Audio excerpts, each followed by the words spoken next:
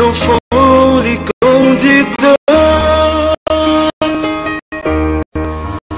Togolais fait monter de partout des clameurs à la gloire de notre cher Togo.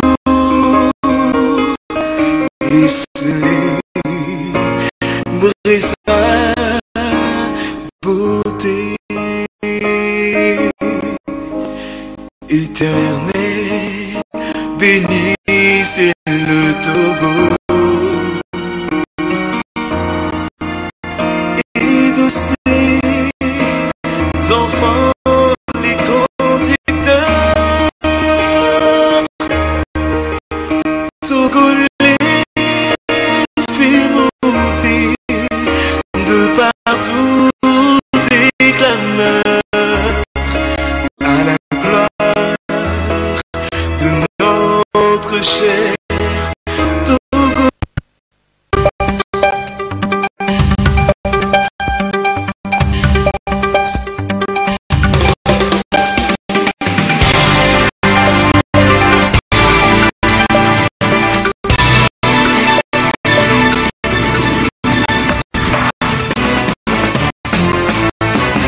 La TVT au cœur de l'information.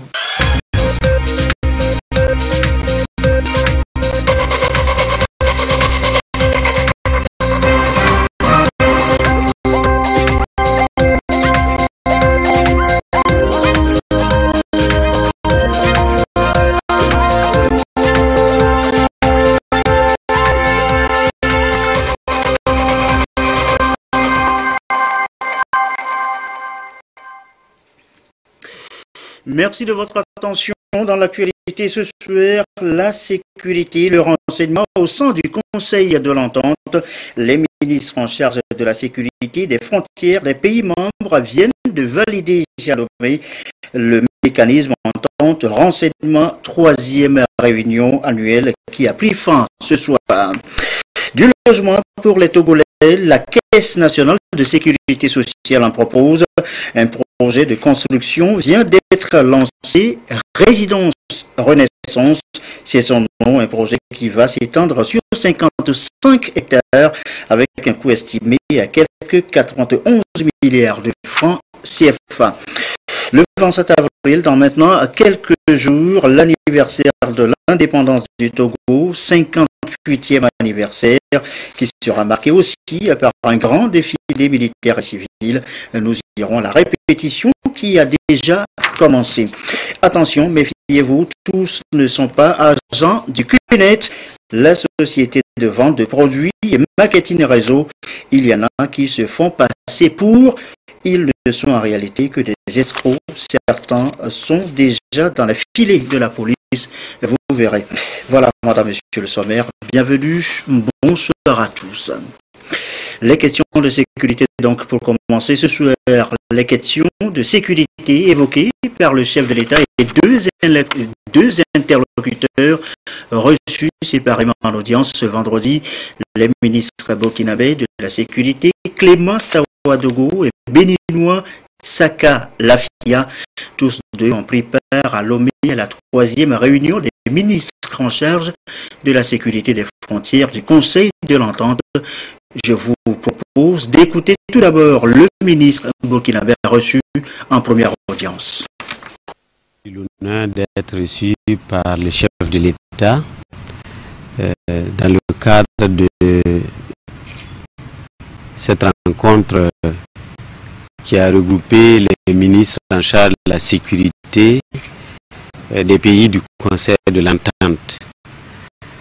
Avec le chef de l'État, nous avons fait le point des conclusions de notre rencontre et nous avons en tout cas eu la joie d'être encouragés par le président, encouragés dans la mise en place d'un dispositif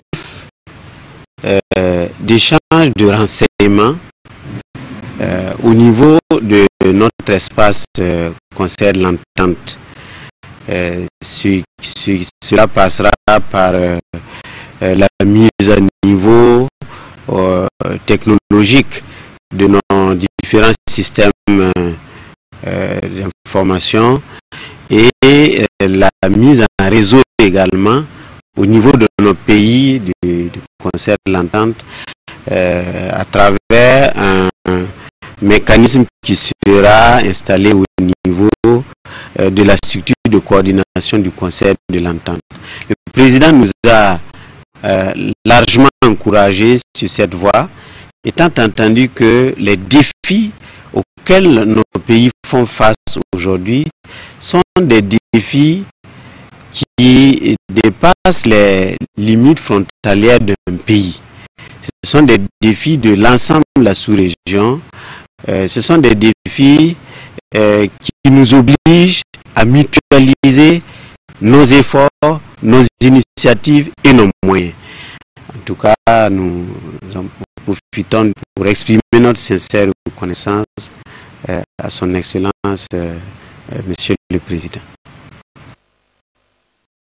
C'était donc là le ministre burkinabé de la Sécurité, Clément Sawadogo, reçu en première audience par le chef de l'État. En deuxième audience, eh bien, c'est son collègue béninois de la Sécurité qui a été aussi reçu. Saka Lafia, qui s'est également entretenu avec le chef de l'État sur les questions de sécurité. Je rappelle qu'il a participé lui aussi à Lomé, à la troisième réunion des ministres en charge de la sécurité des frontières à Lomé. Nous l'écoutons.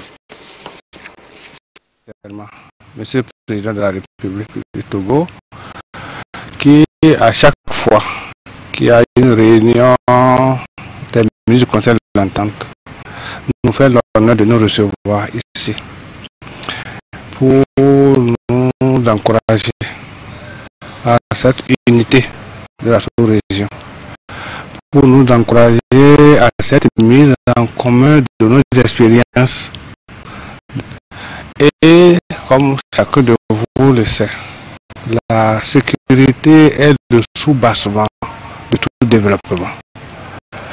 C'est le fondement même du développement. Et une sécurité ne s'entend que par une anticipation. Et qui parle d'anticipation, c'est d'abord le renseignement. C'est l'information avant l'action d'un malfaiteur.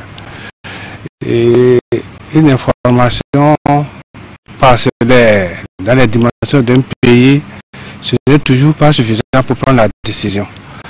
Mais une information partagée par les 5 pays du Conseil de l'Entente sera suffisamment percutante pour amener les autorités à prendre les décisions. Voilà les motifs. Et le président est totalement en phase. Et comme l'a dit mon homologue, il nous a encouragé à tenir bon, à aller jusqu'au bout.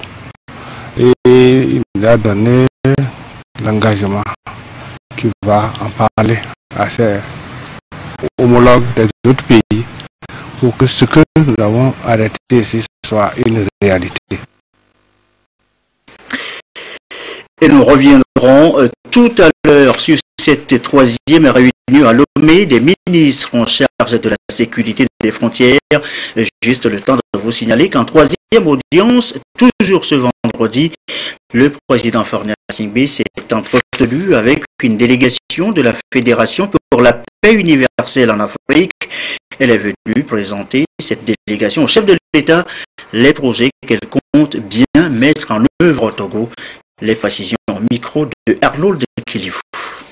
Une délégation de la Fédération pour la paix universelle, conduite par la présidente Afrique, Madame Catherine Hegner. Nous avons donc présenté à son Excellence les différents programmes et projets de développement pour une culture de la paix que la Fédération voudrait donc implémenter ici au Togo. À la demande donc de la fondatrice et au lendemain donc du sommet de Dakar sur la culture de la paix, plusieurs initiatives devront donc être mises en place dans certaines nations qui ont été choisies, dont le Togo. Nous aurons donc à lancer plusieurs activités dans les domaines donc, de l'éducation, l'éducation de la jeunesse, l'éducation du caractère, car la jeunesse est le fer de lance de toute société. Et il faut donc implémenter un programme d'éducation durable, car c'est l'éducation qui est au cœur de tout développement. Nous avons également présenté à son Excellence les programmes de promotion des valeurs familiales, car aujourd'hui les problèmes que nous voulons résoudre aujourd'hui dans la société prennent leur source dans les familles.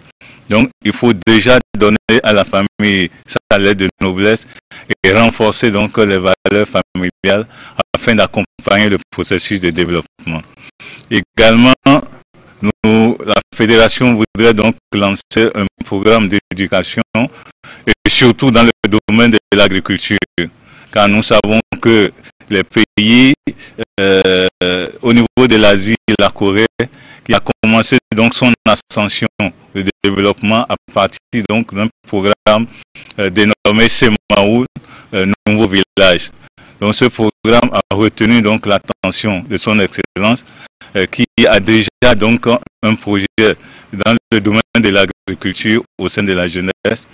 Et la fédération voudra donc accompagner ce grand programme. Nous avons aussi d'autres activités dans le secteur de la santé, soins de santé universels, dans le domaine également des infrastructures routières, dont un programme international Autoroute de la paix, qui sera donc lancé partout dans différents pays en Afrique et dans le monde. Nous aurons également à lancer d'autres activités dans le domaine de la culture de la paix. Je crois que son Excellence a accordé un très grand intérêt à ces programmes qui seront développés ici dans cette nation du Togo. Je vous l'annonçais tout à l'heure, réunion donc ce vendredi à Lomé des ministres en charge de la sécurité des frontières du Conseil de l'Entente, troisième réunion annuelle précédée en début de semaine par la rencontre des experts sur le mécanisme entente de renseignement. Le travail produit par ces experts a été revu et validé ce vendredi donc par les ministres. Ça devra aider à renforcer la coopération dans la lutte contre le terrorisme et les autres crimes transnationaux organisés. Les précisions avec Nathalie Panengui.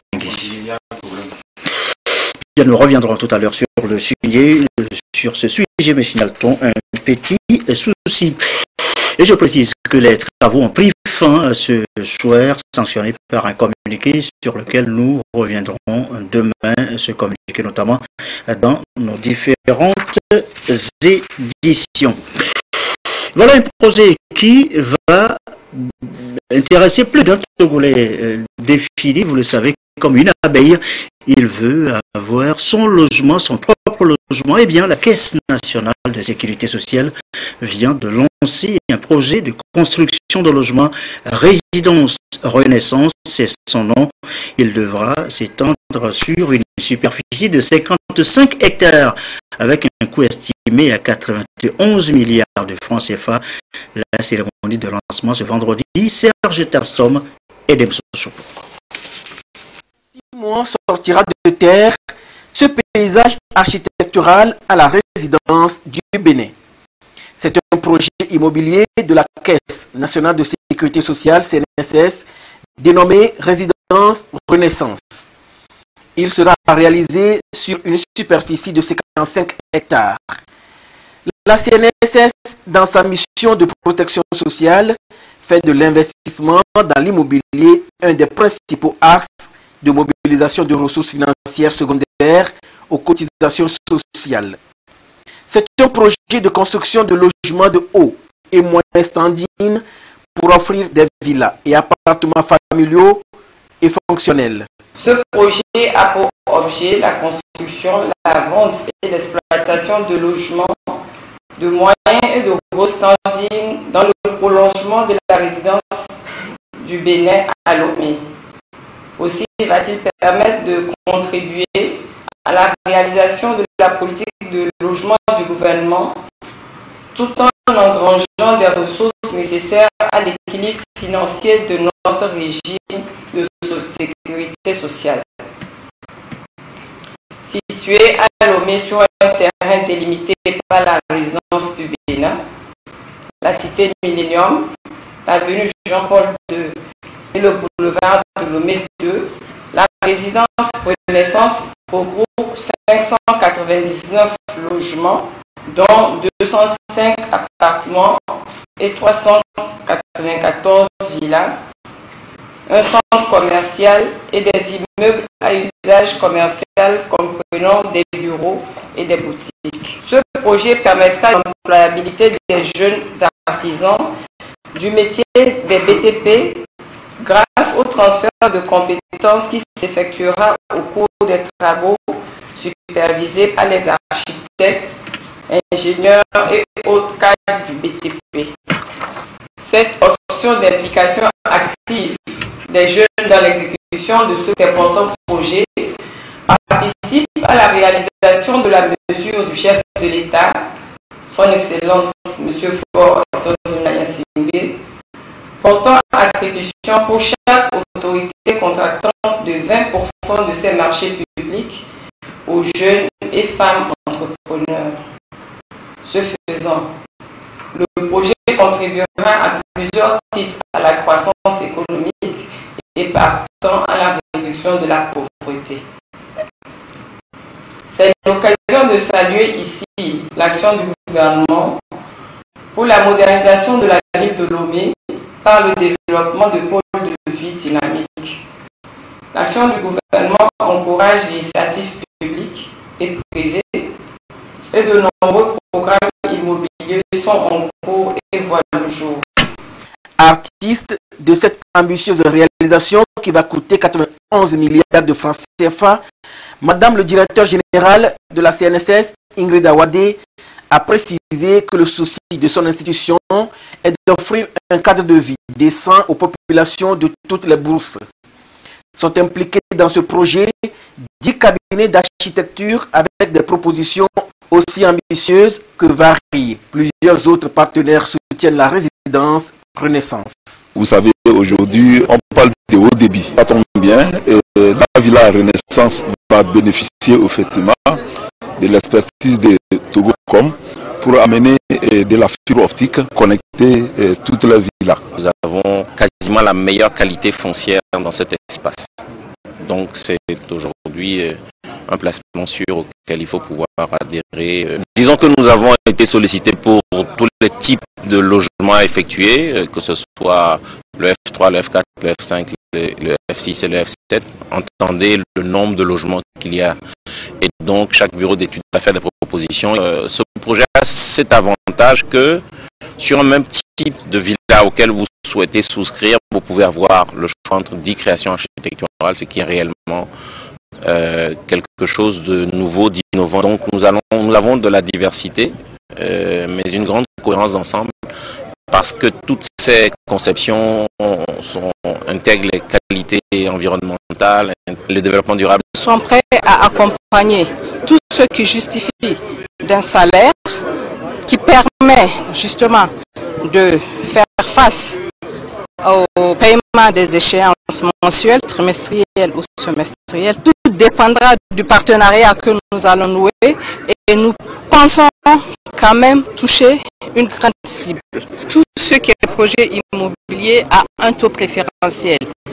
Les taux vont varier certainement de 7,50 avec certainement des petites commissions de frais de dossier. Au titre de l'ANPGF, nous allons nous employer à renforcer la capacité de nos promoteurs, de notre cible, notamment dans ce domaine des PTP, pour leur permettre de capter une partie des emplois qui seront créés, pour participer également à la construction de ces logements pour diminuer le chômage.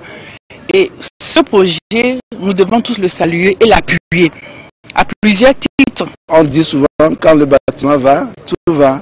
Et donc, dans le bâtiment, on emploie des ouvriers, maçons, peintres, électriciens, et donc c'est une opportunité pour relancer l'économie du pays. Aujourd'hui, malgré l'effervescence en matière de construction sur le marché, les statistiques font état d'un déficit au Togo de 500 000 logements, dont 100 000 à Lomé.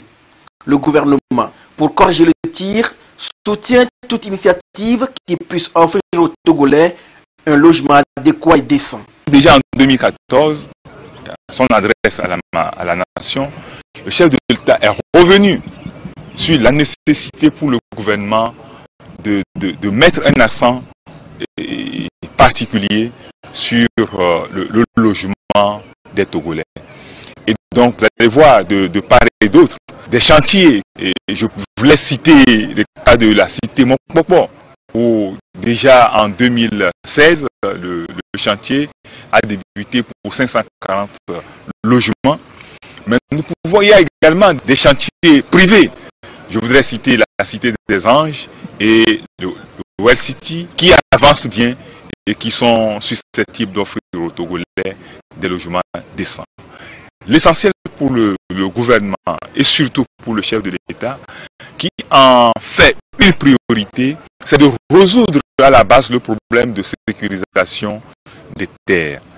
Donc nous ne pouvons que apprécier ce projet et l'encadrer et l'encourager. Le projet sera réalisé à 5 km de GTA avec un couvert végétal approprié et aéré. Il offrira 6 000 emplois directs. Les logements pilotes ont été déjà réalisés. La résidence Renaissance, c'est simplement un lieu de vie et de confort en toute sécurité.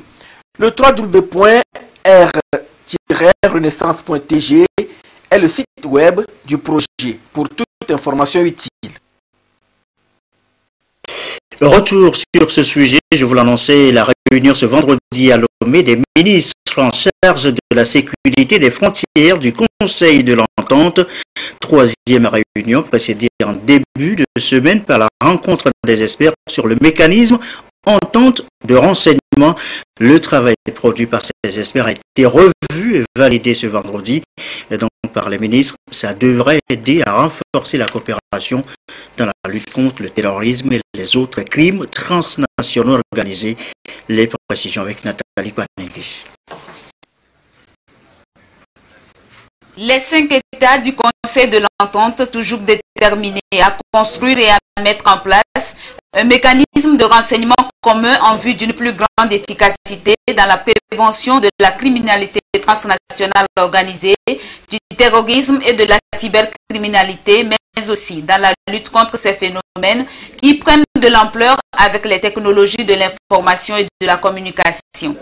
Après examen des conclusions de l'étude sur ce mécanisme par le comité des experts de la sécurité et des frontières, c'est le tour des ministres d'examiner leur travail en vue de le valider. Il faut pouvoir mettre aux normes les services de renseignement de nos pays respectifs. Parce qu'un diagnostic a été fait pendant l'étude pour voir où se situent les services de renseignement et du travail reste à faire pour les mettre aux normes. Une fois que ces services seront mis aux normes, il y aura donc un système commun qui permettra à ces services d'échanger les renseignements. Donc du travail reste à faire. Cela ne nous empêche pas du tout de signer par la suite des conventions avec les mécanismes qui existent. Le tout, c'est de faire en sorte que nos pays puissent se préserver donc de la violence et de la criminalité. L'enjeu est clair, c'est le développement auquel aspirent les pays de l'entente pour répondre aux préoccupations des populations. La mise en confiance de la jeunesse par des perspectives pour une vie décente. La paix est donc nécessaire et c'est pourquoi, selon le président du Conseil des ministres, il faut miser sur la coopération sécuritaire. Aujourd'hui, le terrorisme n'a pas de frontières, il n'appartient pas au pays diriger des frontières. Donc la coopération doit être fluide. L'échange d'informations entre les États, entre les services doit être entretenu, doit être encouragé. ce qui se passe ici est su à la seconde dans le monde entier. Donc aujourd'hui, l'initiative du Conseil de l'Entente est à saluer. Ça va encore une fois apporter un plus à ce qui existe déjà en matière de prévention, en matière de dispositifs de sécurité pour nos pays. Cette troisième réunion annuelle des ministres en charge de la sécurité des frontières du Conseil de l'Entente constitue un jalon de plus dans la voie du renforcement de la concertation permanente pour une action collective résolue. Un signe de la détermination commune des chefs d'État à prendre efficacement en charge les défis sécuritaires dans l'espace. Et je rappelle que les travaux ont pris fin ce soir, sanctionnés par un communiqué sur lequel nous reviendrons demain dans nos différentes éditions. Visite de travail à l'aube d'une délégation gabonaise amenée par le ministre des Affaires étrangères du Gabon. Elle a été reçue, cette délégation, par le président de la République. Ce vendredi, c'était au tour du ministre togolais des Affaires étrangères de s'entretenir avec son collègue et sa suite. Il a été question de renforcement de coopération entre les deux pays. Rachel Abou. La relance des activités de la Grande Commission mixte de coopération Togo-Gabon ainsi que la signature prochaine d'un accord d'exemption de visa aux diplomates préoccupent le Togo et le Gabon. Deux pays qui entretiennent depuis plusieurs années d'excellentes relations d'amitié et de coopération. C'est donc pour renforcer ces liens d'amitié que le ministre gabonais des Affaires étrangères est en visite à Lomé. Les discussions ont également porté sur le cas des Togolais vivant en situation irrégulière au Gabon. En ce qui concerne la traite des enfants, les deux délégations ont salué les efforts consentis par les deux pays pour prévenir et réprimer ce fléau.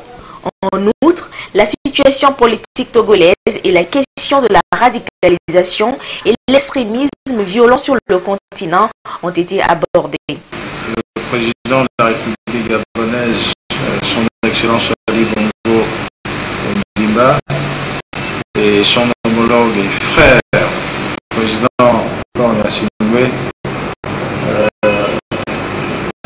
nous ont toujours instruit de faire en sorte que nous travaillions à la consolidation et au renforcement, à l'élargissement de ces relations. C'est ce que nous avons fait ce matin en passant en revue l'état de notre coopération, en traçant des perspectives.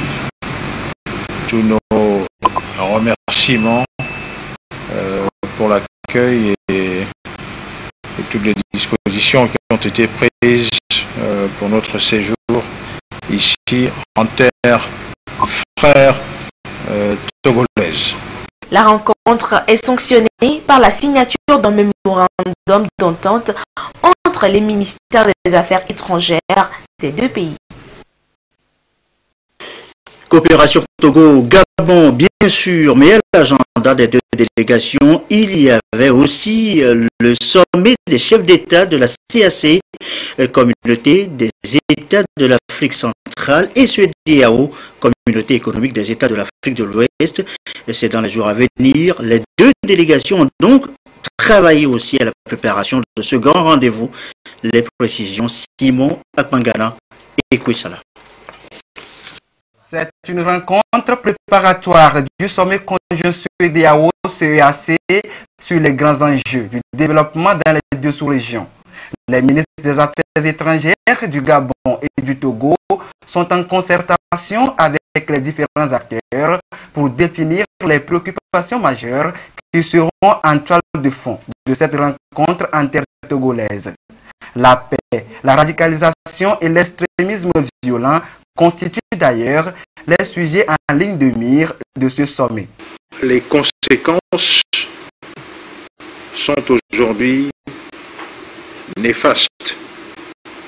Comprennent ce qui se passe dans la bande sahélienne, que l'on traite du problème de groupes tels que Boko Boko Haram et les effets aujourd'hui sur certains de nos pays,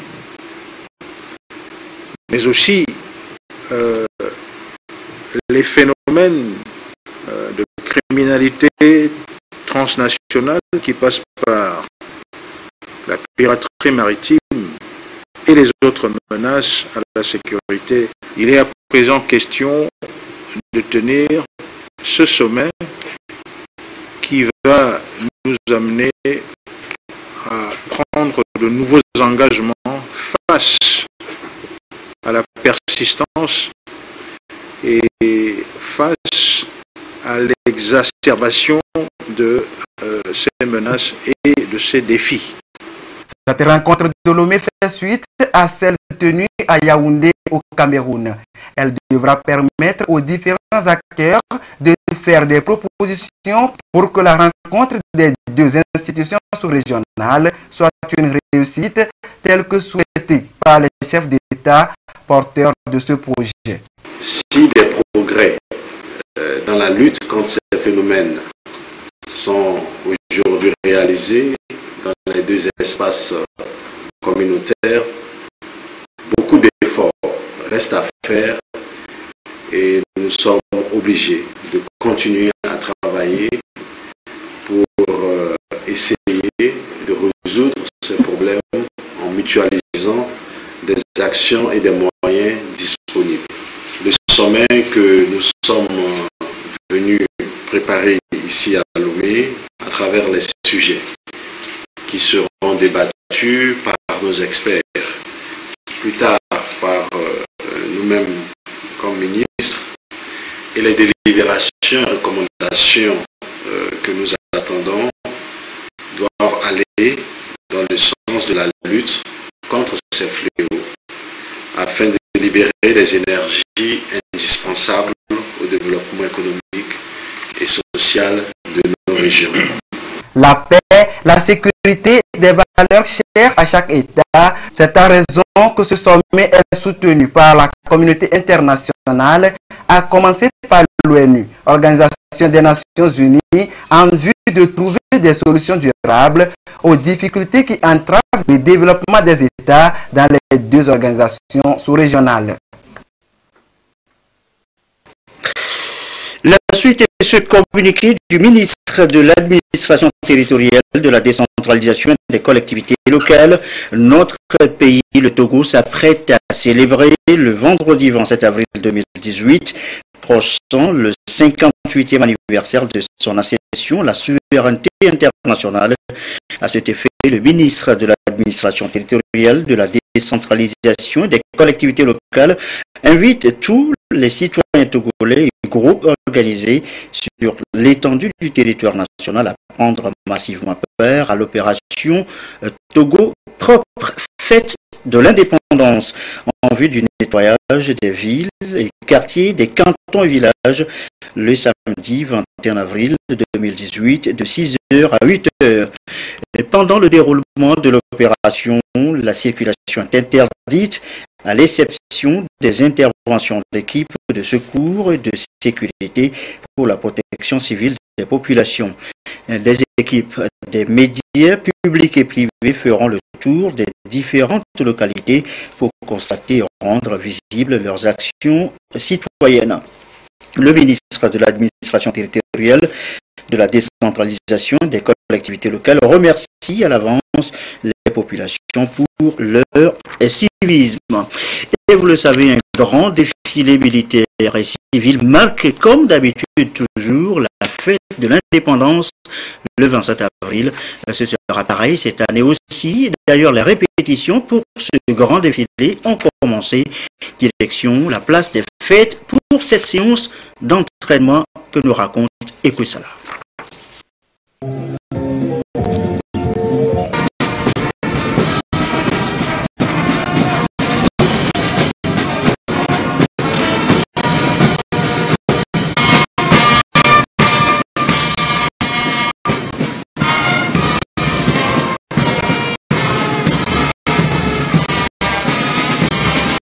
Ce sont les troupes militaires qui ont donné le ton à la répétition du défilé à l'orée du 58e anniversaire de l'indépendance du Togo. Sous le regard de leur encadreur, des infanteries aux corps spéciaux, chaque régiment a fait son passage dans l'esprit de la préparation de ce grand événement national.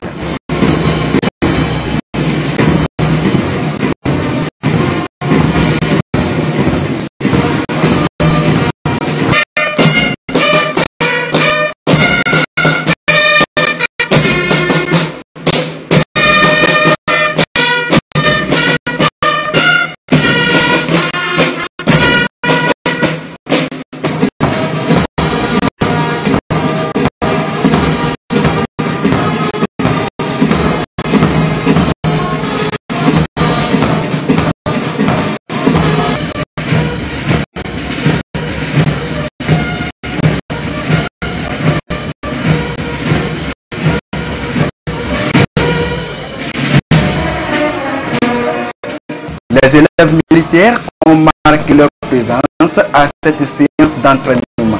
Le corps des sapeurs-pompiers a bouclé le passage des troupes militaires.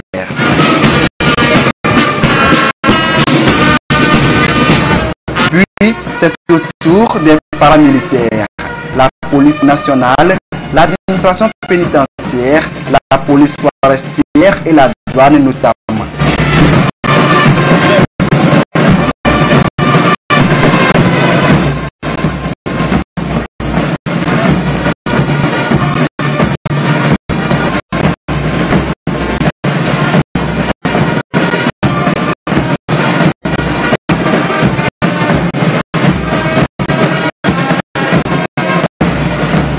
Les troupes motorisées ont marqué la fin de cette première répétition.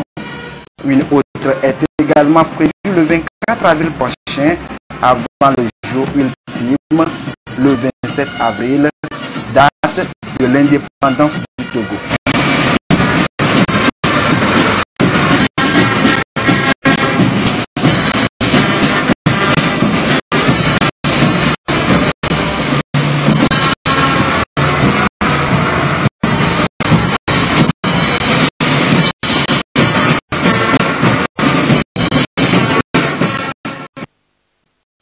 Et poursuivre cet autre communiqué, notre cher pays, le Togo, célèbre ce 27 avril 2018 le 58e anniversaire de son accession, la souveraineté internationale.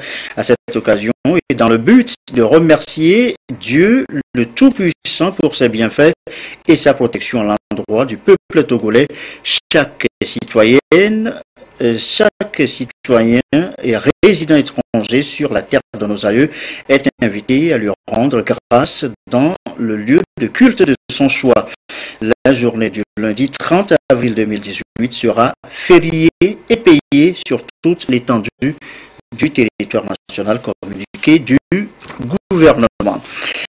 Et la suite avec le programme justement consacré pour ce 58e anniversaire de l'indépendance du Togo, samedi 21 avril 2018, 6h-8h, opération Togo propre. Dimanche 22 avril 2018, 6h, course de l'indépendance à Lomé.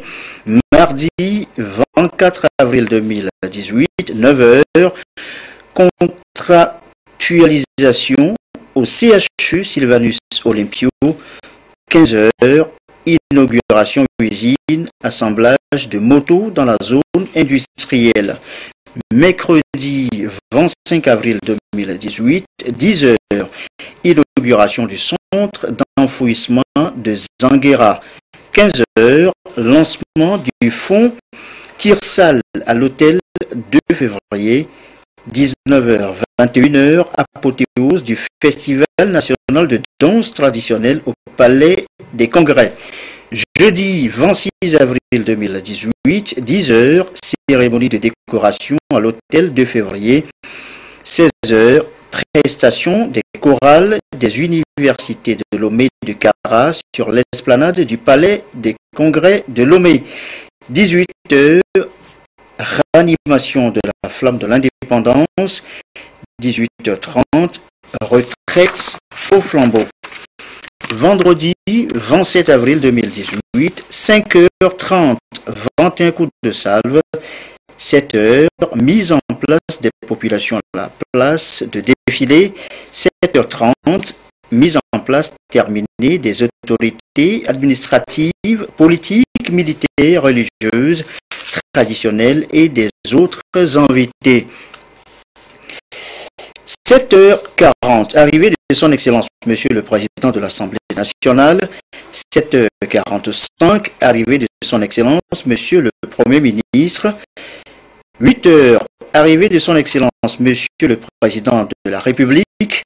8h30, défilé militaire et civil. 11h, fin du défilé et départ de son Excellence Monsieur le Président de la République. 12h, cocktail. 14h, réjouissance dans les quartiers. 20h, méga concert à Lomé dans les différents chefs-lieux des régions. Samedi 28 avril 2018, 15h, coupe de l'indépendance. Voilà donc pour le programme établi cette année pour la célébration du 58e anniversaire de la fête de l'indépendance. La suite de cette édition, le Parti Unir a entamé cet après-midi à Boudrafond un séminaire de formation politique pour marquer ces 6 ans d'existence.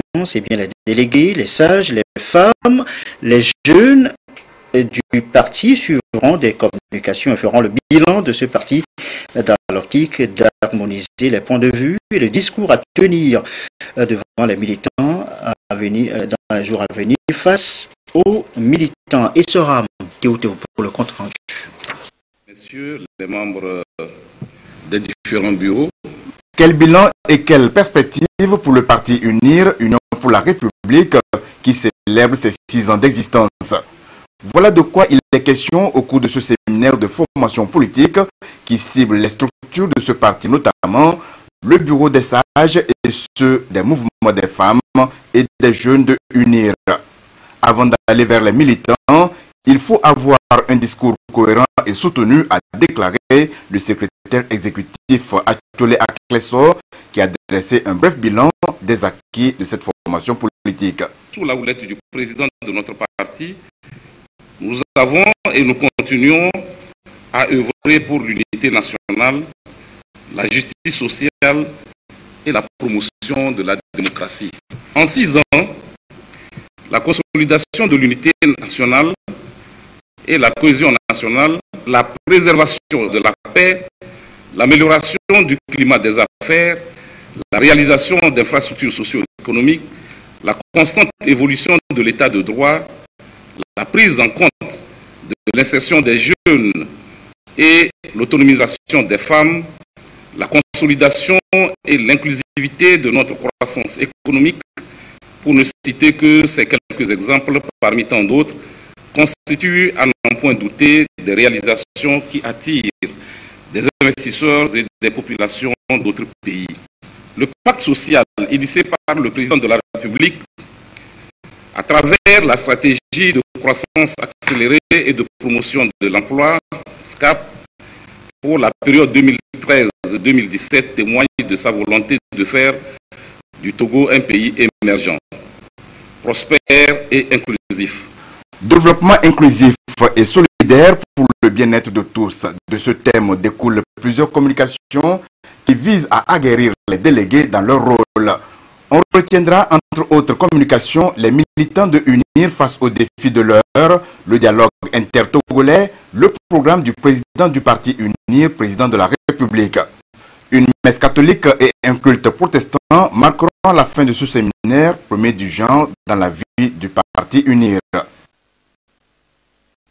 Déjà ce vendredi, cette double prière à la grande mosquée de Lomé, prière d'abord pour le Parti Unir qui prépare donc son 6e anniversaire.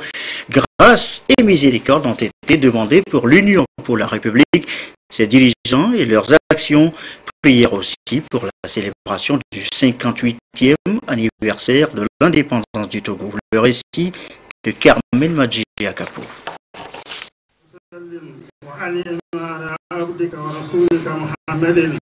Cadres, membres et sympathisants du parti Union pour la République UNIR, ensemble à la grande mosquée de Lomé pour la prière de Djouma, afin de rendre grâce à Allah pour sa miséricorde sur le Togo. Une prière dite dans le contexte de la célébration des 6 ans d'existence du parti UNIR. 6 années marquées par d'intenses activités. 6 années de succès sur l'échiquier politique avec à la clé la présidence de la République et la majorité à l'Assemblée nationale. Preuve de son totale implantation dans le pays. Aujourd'hui, les membres expriment leur reconnaissance à Allah, le tout miséricordieux.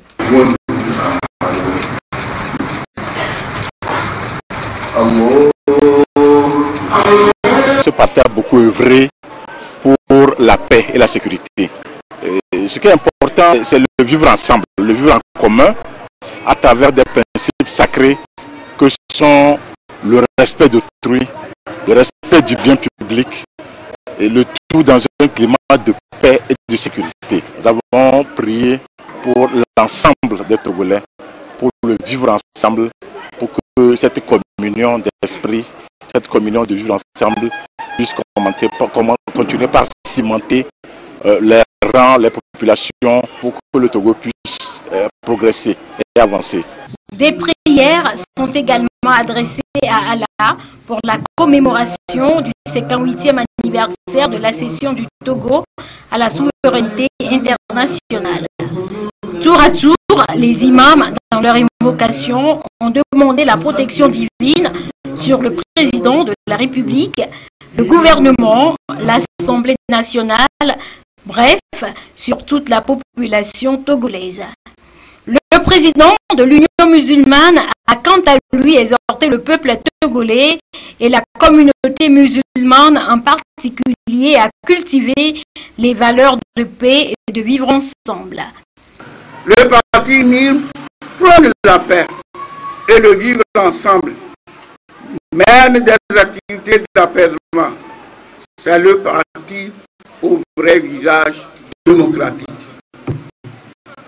Ô toi Allah, nous sommes rassemblés ici pour implorer de toi la victoire du peuple togolais à travers tous les partis politiques, afin que règne la paix dans notre pays. Chaque Togolais doit se renouer à chercher cette paix et éviter les dérives susceptibles d'impacter négativement le développement socio-économique du Togo. Le parti politique Union pour la République UNIR est né le 14 avril 2012 à Atakpamé. Et notez aussi que les députés togolais se réunissent pour la 3e séance plénière de la première session ordinaire de l'année. Elle aura lieu, cette session, le mardi 24 avril 2018 à 9h au Palais des Congrès, siège de l'Assemblée nationale. C'est ce qu'indique ce communiqué du président de l'Assemblée nationale.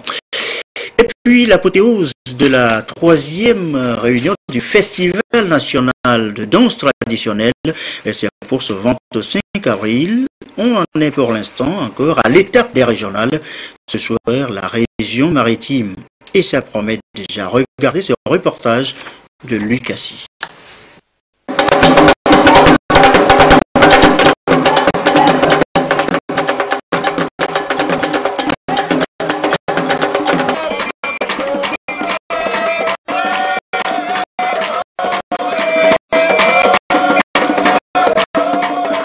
Sur les 6 groupes de danse folklorique qui ont compétit pour ravir les 2 places représentatives de la région maritime à la grande finale du Festival national des danses traditionnelles Festival de Togo, ce sont les groupes Doufa Daneho et Agbenko de Kwesou qui ont été retenus par le jury.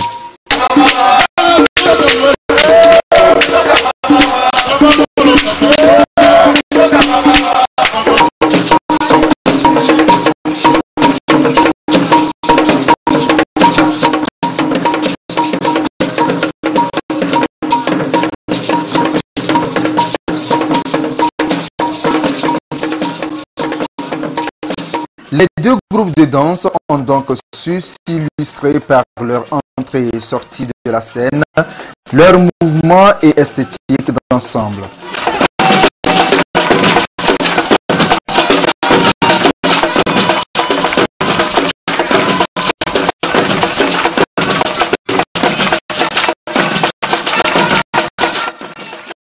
Les groupes n'ont pas démérité. Nous avons vu des prestations impeccables de tous les groupes participants. C'était très bien. La participation aussi, leurs prestations sur scène, leurs costumes, tout est bien. Mais néanmoins, il y a quelques manquements suite à l'occupation scénique et à la gestion de l'espace scénique et à l'esthétique. Mais tout est fait, nous avons retenu 2 groupes.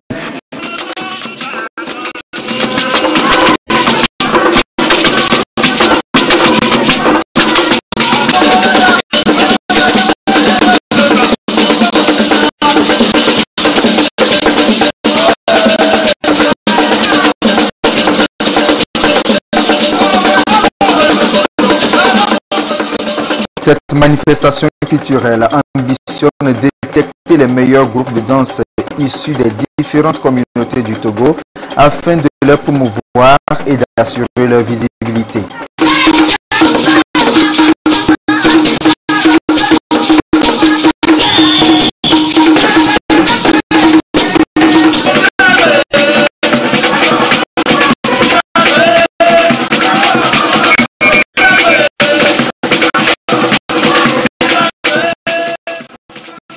Porté par le ministère de la Communication, de la Culture, des Sports et de la Formation civique, cet événement met en relief le patrimoine culturel du pays.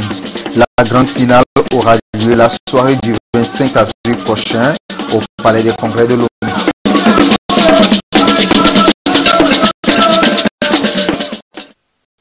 Voilà, je vous l'avais dit, ça promet beaucoup. Déjà communiqué conjoint, encore 2 communiqués avant de refermer cette édition quelque peu longue, vous l'aurez compris. Communiqué conjoint du ministre de la Santé, de la Protection sociale et du ministre de l'Agriculture, de l'Élevage et de la Pêche.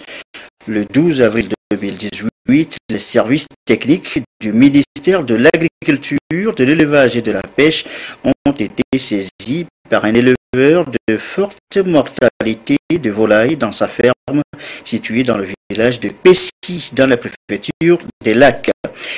Dépêchée sur les lieux, l'équipe de vétérinaires de la direction de l'élevage a procédé à des investigations épidémiologiques.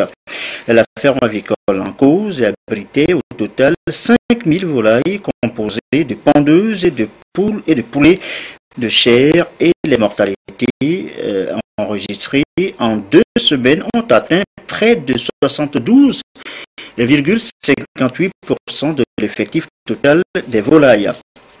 Un test de diagnostic rapide réalisé sur le site s'est révélé positif de la grippe aviaire. Les résultats d'analyse des échantillons prélevés sur ces volailles faites au laboratoire central vétérinaire de Lomé le 14 avril 2018 se sont révélés positifs au virus H5N1, confirmant ainsi la présence de la grippe aviaire. À cet effet, le plan opérationnel de riposte contre la grippe aviaire a été déroulé, à savoir l'abattage, l'incinération et l'enfouissement des cadavres de volailles dans des fosses et par les services compétents des ministères chargés de la santé et de l'élevage. La destruction de la provende et du matériel d'élevage, mangeoires, alvéoles, provende et litières.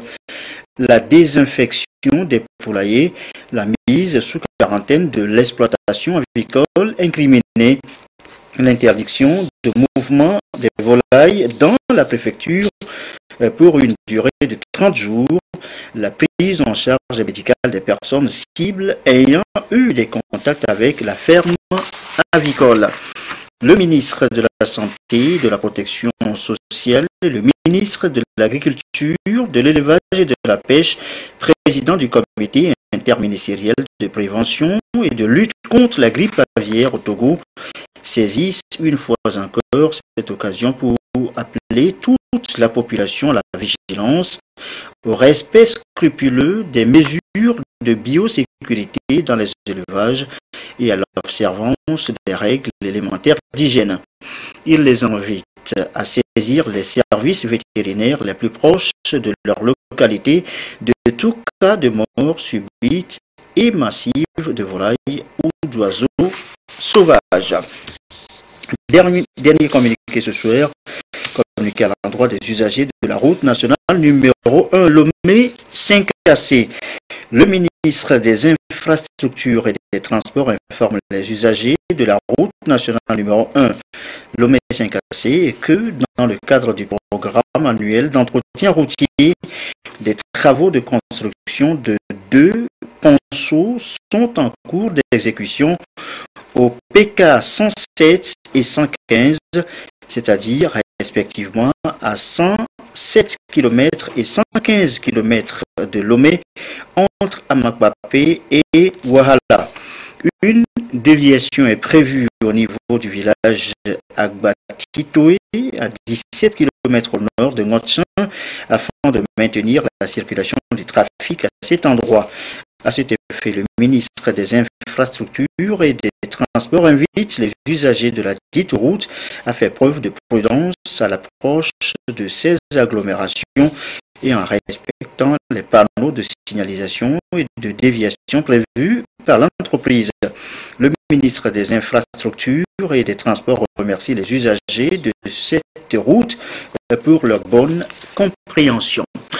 Voilà qui me fait à cette édition. Merci à vous qui nous suivez ce soir à Titiao dans la Cosa et à Zanguera comme d'habitude.